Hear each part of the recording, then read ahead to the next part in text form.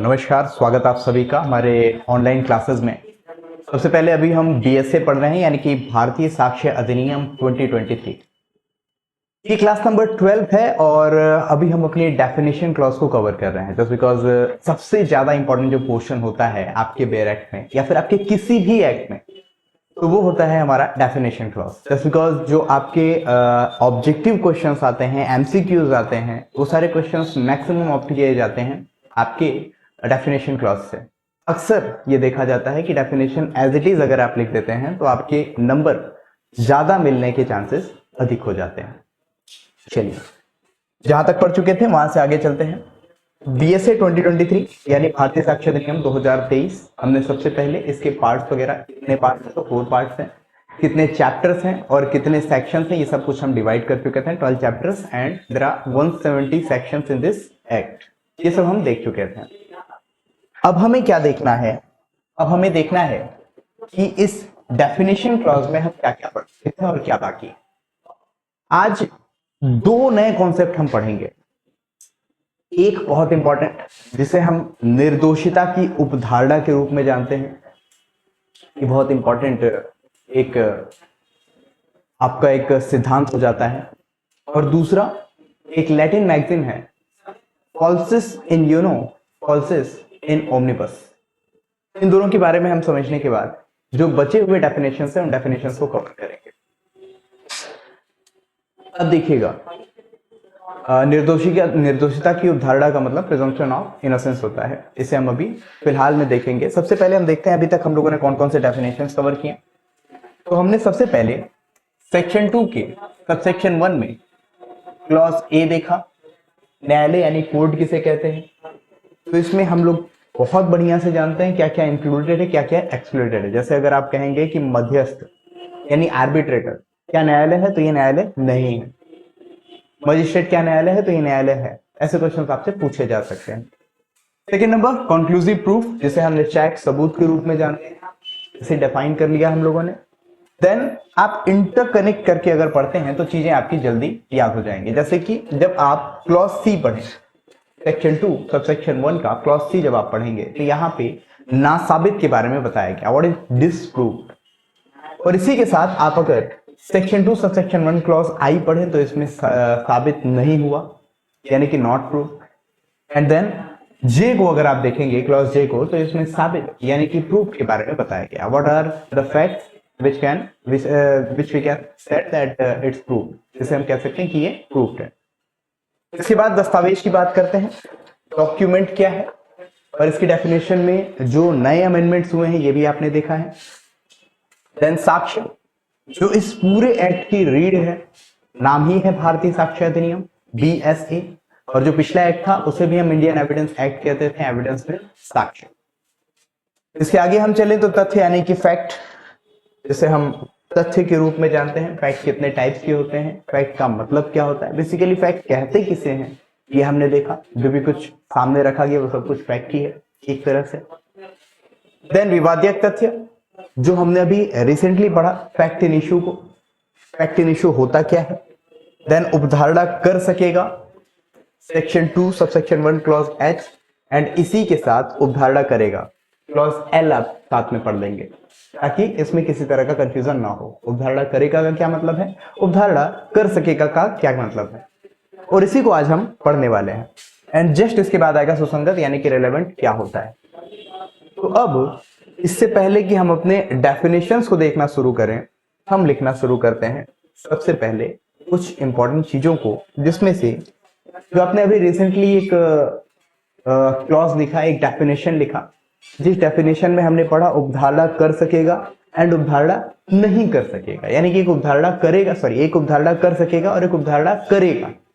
कब कर सकेगा यानी कि मे प्रिज्यूम कब होगा, और कब शैल प्रिज्यूम होगा यानी कि कब उपधारणा करेगा होगा। ये सारी चीजें हम लोगों ने देखा। अब हम चलेंगे अपने एक मोस्ट इंपॉर्टेंट कॉन्सेप्ट की तरफ, जिसे हम कहते हैं निर्दोषिता का सिद्धांत। निर्दोषिता का सिद्धांत, ठीक है। ध्यान रखिएगा, जब तक किसी व्यक्ति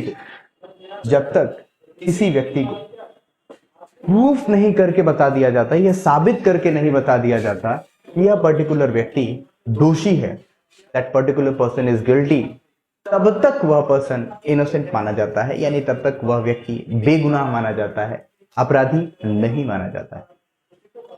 अब ध्यान से इसे एक बार समझिएगा कि प्रिजम्पशन ऑफ इनोसेंस कहते किसे हैं। प्रिजम्पशन ऑफ इनोसेंस कहते किसे हैं?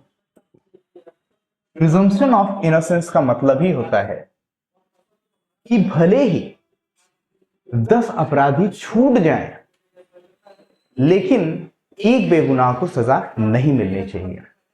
इसी कॉन्सेप्ट को आगे बढ़ाते हुए हम इसकी डेफिनेशन लिखेंगे। निर्दोषिता की धारणा एक कानूनी सिद्धांत है। The presumption of innocence is a legal principal जिसके अनुसार किसी भी अपराध के लिए, मैं लिखवा रहा हूं, मैं पहले ही बताता हूं, अभी मैं लिखवा रहा हूं, किसी भी अपराध के लिए आरोपी प्रत्येक व्यक्ति को, ठीक है, किसी भी अपराध के लिए जो आरोपी है, उस आरोपी कोई भी व्यक्ति हो, एक व्यक्ति हो, एक से अधिक व्यक्ति हो, आरोपी प्रत्येक व्यक्ति को तब तक निर्दोष माना जाता है जब तक कि इसे दोषी साबित नहीं कर दिया जाता। तब तक निर्दोष माना जाता है जब तक उसे दोषी साबित नहीं कर दिया जाता। It means that states, is the legal principle that it states that a person accused of a crime, जो पर्टिकुलर पर्सन आरोपी है उसकी बात, accused of a crime, considered innocent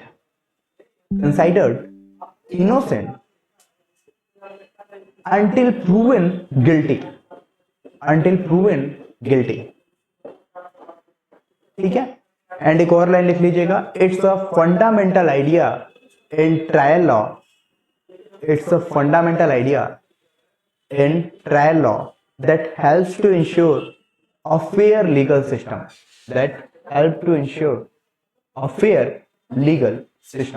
ठीक है। फेयर लीगल सिस्टम के लिए ये हमें क्या करता है, एक सिद्धांत के रूप में हमारे सामने रहता है। अब एक केस लॉ लिखिए, केस है सरवन सिंह बनाम पंजाब राज्य।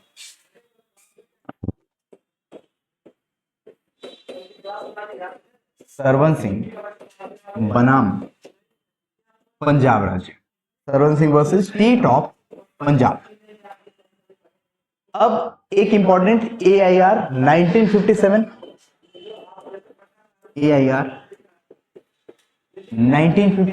ये इंपॉर्टेंट था। और एक लिख लीजिएगा SC 637, ये इसका कोटेशन है जो आपके लिए इंपॉर्टेंट हो जाता है। कोटेशन जरूर लिखें, इससे आप इसको सर्च आउट आसानी से कर सकेंगे, इसको फाइंड आउट कर पाएंगे। अगर आप लॉ जर्नल पढ़ते हैं या फिर आप सुप्रीम कोर्ट की वेबसाइट पर रेगुलर विजिट करते हैं या फिर किसी भी सोर्स से आप केस लॉस पढ़ते हैं तो इसे आसानी से आप फाइंड आउट कर लेंगे, ठीक है।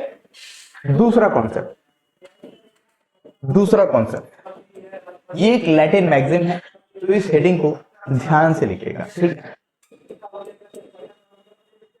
falsus in uno,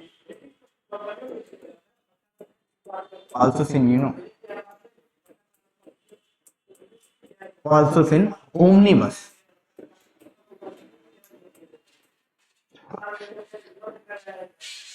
बड़ा सिंपल सा मतलब है, लेकिन ये कॉन्सेप्ट अक्सर आपसे पूछता है सिंपल होने के बावजूद, क्योंकि इसको ध्यान से आप समझते नहीं है, ठीक है। इसका मतलब है कि एक बार में मिथ्या, हर बात में मिथ्या। एक जगह अगर कोई पर्टिकुलर व्यक्ति, हालांकि इंडिया में ये अप्लाई नहीं होता है, बट कुछ अमेरिकन जो कोर्ट्स हैं वहां पे ये अभी भी एप्लीकेबल है कि अगर किसी पर्टिकुलर व्यक्ति को या किसी अमुक व्यक्ति को, ठीक है, बुला करके उससे गवाही दिलाई जा रही है और एक जगह पे ये प्रूफ हो जाता है कि इसने गवाही गलत दी है, झूठी गवाही दी है, मिथ्या गवाही दी है, तो उससे रिलेटेड जितने भी अदर और उसने जितने भी स्टेटमेंट दिए होंगे सब कुछ मिथ्या माना जाएगा, सब कुछ गलत और झूठ माना जाएगा। ध्यान से समझिएगा क्या है, जैसे आपने सुना होगा कि एक व्यक्ति चोर के रूप में पकड़ा गया और पुलिस की उसके घर पर रेड पड़ी। जानकारी हुई कि उसने चोरी की टीवी रखी है। तो पुलिस की रेड पड़ने पर वो सिर्फ एक टीवी लेकर के नहीं जाएंगे, एक ही टीवी हो सकता है उसने चोरी किया हो, उसके घर में जितनी टीवियां, जितने इलेक्ट्रॉनिक डिवाइसेस होंगे सब कुछ जब्त किया जाएगा, ताकि पहले जांच की जा सके कि वाकई में उसने चोरी की है या नहीं की है। ये बस समझाने के लिए मैं बता रहा हूँ और कुछ नहीं, इसका इससे कोई लेना देना नहीं है, बस समझाने के लिए कि एक जगह गलत किया है मतलब सब कुछ ये झूठ ही बोला होगा, बट ये सही भी हो सकता है, गलत भी हो सकता है। जैसे हो सकता है उसने बाकी की सारी टीवियां अपनी मेहनत की कमाई से रखी हो, खरीदी हो, बस पहली बार चोरी किया हो, पहली बार ही फंस गया हो। जैसे यहाँ पे हम देख रहे हैं कि फाल्सस in uno, falsus in omnibus. हो सकता है उसने एक ही तथ्य में गलत, एक ही तथ्य छिपाया हो, एक ही जगह पे हो सकता है कि फैक्ट में उसने हेरफेर की हो, एक ही जगह झूठ बोला हो, बाकी सारी चीजें उसने सच बोली हो। तो ये कॉन्सेप्ट इंडिया में एप्लीकेबल क्यों नहीं है, इसे हम लिखना सोचते हैं। ये बेसिकली जैसे हम बोलते हैं ना विधि का नियम, पिछली बार अभी मैंने लिखा है कि विधि का सिद्धांत है, ठीक है, विधि का नियम है, ठीक, लेकिन ये किसी भी तरह का कोई लीगल प्रिंसिपल नहीं है, किसी भी तरह का कोई लीगल प्रिंसिपल नहीं है। तो इसको डेफिनेशन में लिखेंगे, falsus in uno, falsus in omnibus एक लैटिन सिद्धांत है, एक लैटिन मैक्सिम भी लिख सकते हैं, ठीक है, लैटिन कहावत लिख लीजिए। यह एक लैटिन कहावत है, लैटिन मैक्सिम या लैटिन कहावत है, जिसका अर्थ है, जिसका अर्थ है एक बात में मिथ्या, प्रत्येक बात में मिथ्या, यानी एक चीज में झूठ, हर चीज में झूठ, ठीक है। सामान्य कानून में, सामान्य कानून में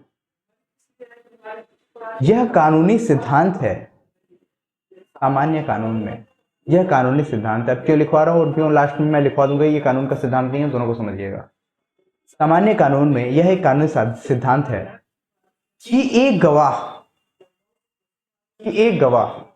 जो एक मामले में झूठी गवाही देता है, जो एक मामले में झूठी गवाही देता है, वह किसी भी मामले में, वह किसी भी मामले के बारे में गवाही देने के लिए विश्वसनीय नहीं है, गवाही देने के लिए विश्वसनीय नहीं है। अब जरा इसमें लिखेंगे, falsus in uno, falsus in omnibus is a Latin maxim, is a Latin maxim meaning falsus in one thing, meaning false in one thing, false में झूठ की बात करें, false in one thing, false in everything, false in one thing, comma false in everything, एक चीज में झूठ, सभी चीजों में झूठ। At common law it is the legal principle, at common law it is the legal principle that a witness who falsely testifies, about one matter, is not credible to testify, about any matter, ठीक है। तो ये आपका एक सिद्धांत था जिसको हमने ध्यान से देख लिया, ठीक है। अब इससे रिलेटेड कुछ इंपॉर्टेंट जो केस लॉज हैं उससे भी हम देखेंगे, ठीक है। और जो केसेस, खैर इससे रिलेटेड बहुत सारे कुछ केसेस नहीं होंगे, बस एक चीज मैं लिखवाऊंगा आपसे कि ये इंडिया में एप्लीकेबल नहीं है। क्यों एप्लीकेबल नहीं है, इसके पीछे का कॉन्सेप्ट मैं आपको लिखवा, ठीक है। यहाँ पे क्यों नहीं लागू होता है, क्या इसमें फॉल्ट है, क्या इसमें दिक्कतें हैं, वो तो मैं लगभग आपको बता ही चुका हूँ, बट अब ये लिख लेते हैं कि ये इंडिया में क्या कॉन्सेप्ट है इसका, ठीक है। नीचे लिख लेंगे, यह विधि का नियम नहीं है, it is not the rule of law, बल्कि सावधानी का नियम है, but the law of attention, इसका भारत में कोई उपयोग नहीं है, it's not usable in India, इसका भारत में कोई उपयोग नहीं है। ठीक है। कुछ केसेस में, केस में लिखवा दूंगा, कुछ केसेस में ये कोट किया जाता है कि अनाज को भूसी से अलग करना न्यायालय का कर्तव्य है। ये कोट देकर के आपसे मेंस में कभी कभी क्वेश्चन पूछता है कि इस पर्टिकुलर शब्द को संबोधित करें या फिर इसे व्याख्या करें, इसके बारे में बताएं कि अनाज को भूसी से अलग करना किसका कर्तव्य है? न्यायालय का कर्तव्य है। यानी कि क्या करना है कि जो अनाज है उससे जो भूसी है, जिसे हम चोकर कुछ शब्दों में कहते हैं, उसे अलग करना किसका काम है? न्यायालय का काम है। क्यों ये न्यायालय का काम कहा जा रहा है? क्योंकि जब आप एक न्यायाधीश की कुर्सी पर बैठते हैं तो आपके सामने जिस भी पक्ष से आप बात करते हैं वो अपने आप को जस्टिफाई करता है। न्यायाधीश कभी एक पक्ष की बात अगर सुने तो जिस पक्ष को वो बोलने के लिए कहेगा वो इस तरीके से जस्टिफाई करेगा कि वो बिल्कुल सही है, कुछ हुआ ही नहीं था, इसी के साथ गलती हुई, और दूसरा पक्ष भी इसी तरीके से बोलेगा कि कुछ हुआ ही नहीं था, जो कुछ हुआ इसी के साथ हुआ। ठीक है, ये भी इनोसेंट अपने आप को बताएगा, दूसरा भी अपने आप को इनोसेंट बताएगा। बट रियलिटी क्या है, ये फाइंड आउट करने के लिए दलील देने का काम एडवोकेट्स करते हैं, प्रूफ देने का काम एडवोकेट्स करते हैं या पार्टीज करती हैं, बट उस पर जजमेंट सुनाने का काम न्यायालय का होता है, क्योंकि न्यायालय का कर्तव्य ही यही है, ड्यूटी ही यही है कि अनाज से भूसी को अलग करें। यानी कि उसमें एक एक चीजों को चुनना होगा, कहां कहां सही है, कहां कहां गलत है, वो चीजों को हटा करके, तो न्यायालय का ये कर्तव्य हो जाता है। ठीक है, तो इसलिए जहां अनाज को भूसी से अलग किया जा सकता है, वहां इस तथ्य के बावजूद, अच्छा ये लिखवा भी दूंगा अभी, एक बार मैं समझा दूं, यह इस तथ्य के बावजूद कि अन्य आरोपी व्यक्ति के अपराध को साबित करने के लिए साक्ष्य अपर्याप्त पाए गए हैं, न्यायालय आरोपी को दोषी ठहराने के लिए स्वतंत्र होगी। ठीक है, बस समझाने के लिए था, इसको बहुत ज्यादा लिखने की जरूरत नहीं है, बस इतना आप समझ लीजिए। फाल्सस in uno falsus in omnibus का मतलब क्या होता है? फाल्सस in uno falsus in omnibus का मतलब सिंपल सा होता है, एक जगह पे झूठ है तो बाकी जगहों पे झूठ माना ही जाएगा। लेकिन इंडिया में ये यूजेबल नहीं है, क्यों? क्योंकि ये रूल ऑफ लॉ नहीं है, इसे हम रूल ऑफ अटेंशन के रूप में जानते हैं। बट कॉमन लॉ में इसे हम लॉ का प्रिंसिपल के रूप में, यानी प्रिंसिपल ऑफ लॉ के रूप में हम इसे देख सकते हैं, कि मतलब एक कानूनी सिद्धांत के रूप में इसे हम जान सकते हैं। इसके बाद एक केस को आप कोट कर लीजिएगा, हरिश्चंद्र एंड अदर्स।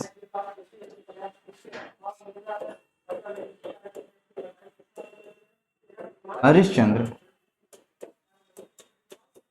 व अन्य बनाम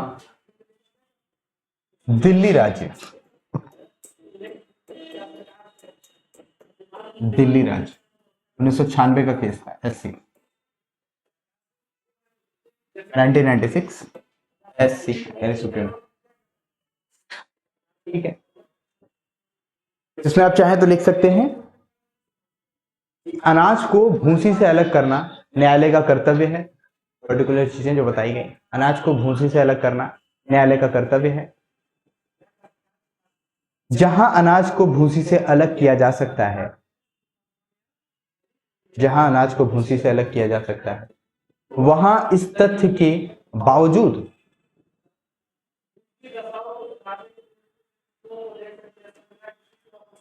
कि अन्य आरोपी व्यक्ति के अपराध को साबित करने के लिए, अन्य आरोपी व्यक्ति के अपराध को साबित करने के लिए साक्ष्य अपर्याप्त पाए गए हैं, साक्ष्य अपर्याप्त पाए गए हैं, न्यायालय आरोपी को दोषी ठहराने के लिए स्वतंत्र होगी। ठीक है, अब हम आ जाते हैं अपने डेफिनेशन पे दोबारा से, और डेफिनेशन क्या है हमारा? सबसे पहले साबित नहीं वाला पोर्शन जो था, साबित नहीं, ये आपका section 2 sub section 1 clause I आप लिख लेंगे, जिसमें साबित नहीं हुआ यानी कि नॉट प्रूव को हम लिखेंगे। नॉट प्रूव में क्या है, इसे हम लिखना शुरू करते हैं। नॉट प्रूव लिखना शुरू कीजिए, इसमें हो जाएगा, नॉट प्रूव में हो जाएगा, कोई तथ्य साबित नहीं हुआ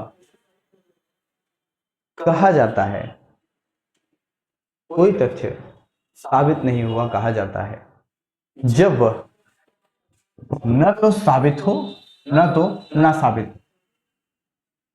न तो उसे साबित कहा जा रहा है न वह ना साबित कहा जा रहा है। यानी कि न तो वो सेक्शन 2 सबसेक्शन 1 क्लॉज सी ना साबित कहा जा रहा है और न ही वह साबित कहा जा रहा है। ठीक है, एक हो जाता है आपका सी में जो साबित बोला गया है, और फिर आई में क्या बोला गया, साबित नहीं हुआ, और फिर जे में बोला जाता है कि साबित हो गया। यानी वो प्रूव्ड भी नहीं है, डिस्प्रूव्ड भी नहीं है, नहीं वो सेक्शन 2 सबसेक्शन 1 क्लॉज जे, यानी कि क्लॉज जे को ना जस्टिफाई कर रहा है ना क्लॉज सी को जस्टिफाई कर रहा है। नहीं भी से नहीं बोल सकते हैं और साबित हुआ भी नहीं बोल सकते हैं, तो साबित नहीं हुआ इसे बोलेंगे। ठीक है, ना साबित भी नहीं किया गया और साबित भी नहीं किया गया, तो अभी साबित नहीं हुआ है ये बोल दिया जाएगा। ऐसा भी नहीं कि ना साबित हो गया, डिस्प्रूव्ड हो गया, भाई ये प्रूफ नहीं हो सकता, या फिर साबित हो गया, हाँ भाई अब इसको कोई बोल नहीं सकता। क्या है, अभी साबित नहीं हुआ है। ठीक है, नॉट प्रूफ बोला जा रहा है। तीनों में फर्क समझिएगा, section C sorry clause C, clause J and clause I. ठीक है, सी उसके बाद जे पढ़िएगा, क्योंकि ना साबित के बाद साबित आप पढ़ेंगे, फिर उसके बाद आप आई पढ़ेंगे, यानी कि साबित नहीं हुआ का मतलब क्या है, थोड़ा सा अपने हिसाब से। ठीक है, तो इसमें बस यही लिख लेंगे कि जब तक वह ना तो साबित किया गया है ना ही ना साबित किया गया है, तब तक वह क्या माना जाएगा, वह साबित नहीं हुआ कहा जाएगा न्यायालय के द्वारा। It means a fact is said to be not proved, a fact is said to be not proved when it is neither proved nor disproved, it is neither proved nor disproved। Okay, चलिए आगे चलते हैं। Next definition साबित, जिसको अभी अभी हम लोगों ने समझा कि साबित का मतलब क्या है, what is the meaning of proof, what is the definition of proof. तो साबित में हम लिखेंगे कोई तथ्य साबित हुआ कहा जाता है।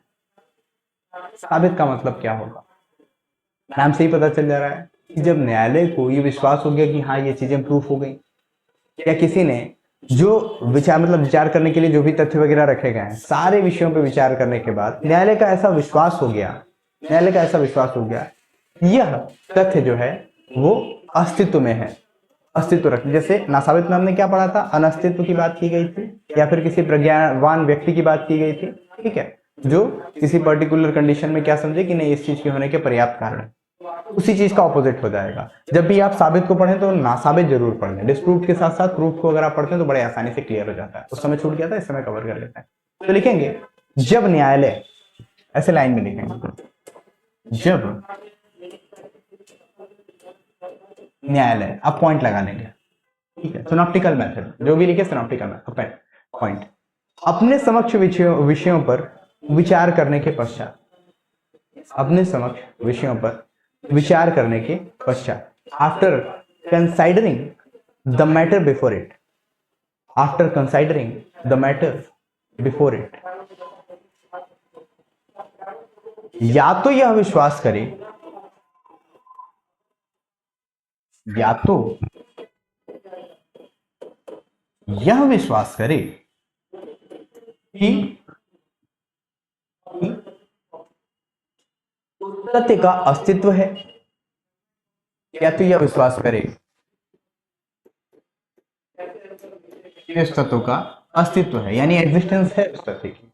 ठीक है, या तो ठीक है उस तत्व का अस्तित्व है। The court either believe it to exist, the court either believe it to exist, या उसके अस्तित्व को इतना अधिक संभाव्य समझे, या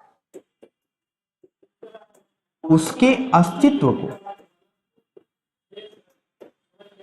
इतना अधिसंभाव्य समझे, अधिसंभाव्य यानी कि जिसके होने के चांसेस बहुत ज्यादा है, इतना अधिसंभाव्य समझे कि उस विशिष्ट मामले की परिस्थितियों में, कि उस विशिष्ट मामले की परिस्थितियों में किसी प्रज्ञावान व्यक्ति को, किसी प्रज्ञावान व्यक्ति को इस अनुमान पर कार्य करना चाहिए कि उस तथ्य का अस्तित्व है, इस अनुमान पर कार्य करना चाहिए कि उस तथ्य का अस्तित्व है।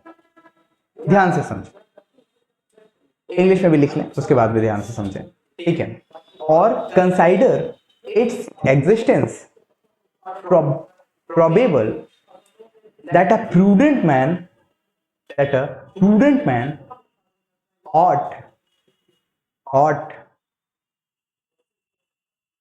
under the circumstances of the particular case to act upon the supposition that it exists, that it exist. या तो देखिए न्यायालय को इस बात पर विश्वास होना चाहिए कि या तो न्यायालय यह विश्वास करे कि उस तथ्य का अस्तित्व है, वह तथ्य अस्तित्व में है। नासाबित में क्या था, या तो न्यायालय विश्वास करे कि वह तथ्य अस्तित्व में नहीं है, बस सिंपल सा एक डेफिनेशन याद करो, दूसरा याद हो जाएगा अपने आप में। या उस तथ्य के अस्तित्व को इतना अधिसंभाव्य समझे कि उस तथ्य की परिस्थितियों में, मामले के सामने जो विचारण किया जा रहा था या फिर जो उस विशिष्ट मामले की परिस्थितियां बताई गई थी, उस स्पेसिफिक केस में जो कंडीशंस बताई गई थी, उस विशिष्ट मामले की परिस्थितियों में किसी प्रज्ञावान व्यक्ति को, प्रूडेंट मैन की बात करें, किसी प्रज्ञावान व्यक्ति को इस अनुमान पर कार्य करना चाहिए कि कोई अगर साउंड माइंड पर्सन है, किसी को अगर समझ में आ रहा है कि हाँ क्या हो रहा है, कैसे हो रहा है, मतलब अनसाउंड नहीं होना चाहिए, साउंड माइंड पर्सन होना चाहिए, उसे ये बात सबसे ज्यादा समझ में आनी चाहिए कि हाँ ये चीज एग्जिस्ट करती है। ठीक है, दो कंडीशन, या तो उसे क्या चीज है, या तो न्यायालय ये मान ले कि हाँ इसका अस्तित्व है, या फिर ये माने कि कोई प्रज्ञावान व्यक्ति होता तो वो भी ये मानता कि हाँ ये एग्जिस्ट करती है। बस सिंपल सा जो पिछला समझाया वही इसमें ही। थोड़ा आगे चलते हैं। नेक्स्ट सेक्शन 2 सबसेक्शन 1 क्लॉज की सुसंगत, रेलेवेंट। अब यहीं से मोस्ट इंपॉर्टेंट आपके फैक्ट्स निकलना शुरू होंगे कि रेलेवेंट फैक्ट होता क्या है, सुसंगत तथ्य होता क्या है। पूरा पूरा एक बहुत बड़ा धड़ा जो बीएसए का है वो सुसंगतता के आगे पीछे घूमता है, यानी what is relevant what not relevant, इसी के आगे पीछे घूमेगा। तो इसमें आप लिखें सुसंगत में डेफिनेशन ही लिखेंगे, क्योंकि इसके बाद का डेफिनेशन अब कंप्लीट हो रहा है। इसके बाद हम कुछ चीजों के बारे में लिखेंगे। ठीक है, जैसे आप परिस्थितिजन्य साक्ष्य जो आप लोगों ने पढ़ा होगा उसके बारे में कुछ कुछ चीजें हम लोग देखेंगे। ठीक है, क्या क्या होता है परिस्थितिजन्य साक्ष्य, क्या होता है, कुछ कुछ इससे रिलेटेड जो केस लॉज होते हैं वो भी हम देख लेंगे। ठीक है, लिखिए इसमें सुसंगत में, एक तथ्य दूसरे तथ्य से सुसंगत कहा जाता है, एक तथ्य दूसरे तथ्य से सुसंगत कहा जाता है जब तथ्यों की सुसंगति से संबंधित, तथ्यों की सुसंगति से संबंधित इस अधिनियम के उपबंधों में, इस अधिनियम के उपबंधों में निर्दिष्ट प्रकारों में से किसी भी प्रकार से, यानी इस एक्ट में जिस भी तरीके से चीजों को रखा गया है उसमें किसी भी तरीके से वह तथ्य उस दूसरे तथ्य से संबद्ध है, वह तथ्य उस दूसरे तथ्य से संबद्ध है। बस लॉ की लैंग्वेज हो गई, कंप्लीट हो गई। यानी कि क्या है, a fact is said to be relevant to another when it is so connected, when it is connected with the other in any of the ways referred to the provision, in any of the fact referred to the provision of this adhiniyam relating to the relevancy of fact, relating to the relevancy of fact। ठीक है, अब ये मान लिया गया सुसंगत कैसे, सुसंगत कैसे मान लिया गया, रिलेवेंट का मतलब क्या हो गया, एक तथ्य फैक्ट नंबर 1 फैक्ट नंबर 2 से रिलेवेंट माना जाएगा, एक दूसरे का सुसंगत माना जाएगा जब एक फैक्ट जो है दूसरे फैक्ट से इस अधिनियम के किसी भी प्रावधान के आधार पर बोला जाता है कि ये दूसरे से सुसंगत है। ठीक है, अब इसके लिए पूरा आपका बीएसए का एक पोर्शन होगा जिसको हम बड़े ध्यान से पढ़ेंगे, समझेंगे तो चीजें और क्लियर होती चली जाएंगी। ठीक है, फिलहाल में अभी हम लोगों ने अपने डेफिनेशन वाला जो पोर्शन है इसको पूरा कंप्लीट कर लिया है और आपके लिए बस क्लास में, आज की क्लास में इतना ही रखते हैं। आएगी क्लास में और सारी चीजों को हम डिफाइन करेंगे, समझेंगे। अभी बस मैं आपको ये बताना चाहता हूं कि जिन लोगों ने अभी रजिस्ट्रेशन नहीं कराया है, जो लोग क्लासेस ले रहे हैं रजिस्ट्रेशन नहीं करा रखे हैं, कुछ लोगों ने एडमिशन लिया है लेकिन उन्होंने क्या है एप्लीकेशन में रजिस्टर नहीं किया है, या फिर कुछ लोग इस क्लास को परचेज भी करना चाहते हैं, तो इन सभी लोगों के लिए सिंपल सा एक सजेशन, एक सुझाव और एक मैसेज देना चाहूंगा कि डिस्क्रिप्शन में आपको 2 नंबर्स दिख रहे होंगे, कॉन्टेक्ट नंबर यानी कि मोबाइल नंबर, दोनों में से किसी भी एक नंबर पे आप चाहें तो व्हाट्सएप कर सकते हैं, आप चाहें तो कॉल कर सकते हैं और जुड़ सकते हैं हमारे एपी जुडिशियल पॉइंट से। और किसी भी तरह का कोई भी कंफ्यूजन हो, कोई भी कॉन्सेप्ट में लेकर के कंफ्यूजन हो, या किसी तरह का गाइडेंस चाहिए हो, आपको किसी तरह की कंसल्टेंसी चाहिए हो, इन सब चीजों के लिए आप हमसे जुड़ सकते हैं। ठीक है, तो आज की क्लास के लिए हम इतना ही रखते हैं। थैंक यू सो मच, जय हिंद, भारत माता की जय, और मिलते हैं अगली क्लास में फिर से। तब तक के लिए आप सभी को शुभकामनाएं।